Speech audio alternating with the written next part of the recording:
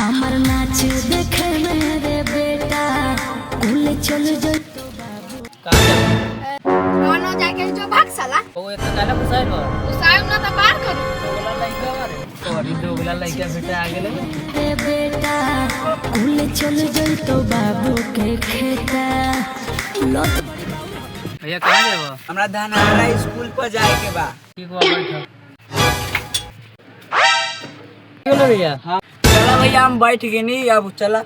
हमर नाच देखे मेरे बेटा कुल चल जो तो बाबू के खेता लत बड़ी बाबू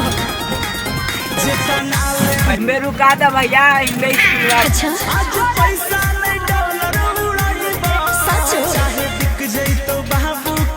भैया आ गेलो स्कूल रुका भैया उतरता नहीं।